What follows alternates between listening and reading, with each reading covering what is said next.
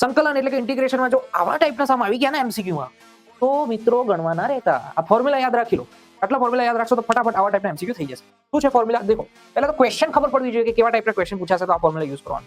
e⁻x sin bx + c dx. હવે આનું actual તમે સંકલન કરશો ને ઇન્ટિગ્રેશન કરશો તો ખબર પડશે કેટલી લાંબી મેથડ છે. અને આવું એમસીક્યુમાં કરશો તો પતી ગયું. રાઈટ. તો ફોર્મ્યુલા સિમ્પલ જ છે.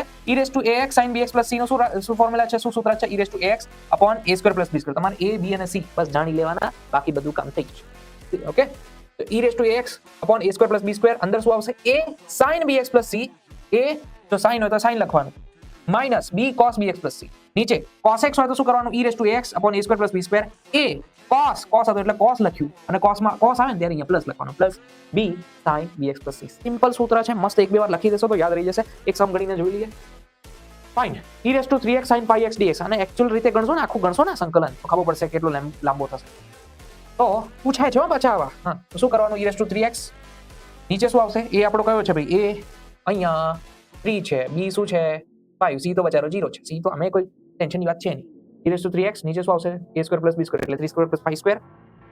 a એટલે કે 3 sin 5x માઈનસ sin હોય ત્યારે અહીંયા માઈનસ લગાવવાનું b cos 5x. That's it. તો શું આવશે? e⁻3x upon 34. 25 અને 9 કેટલા થાય? 34. b sin 5x - 5 cos. આઈ ક્લાસ બસ આટલું જ છે. આટલું જ કરવાનું. cos 5x sin 5x.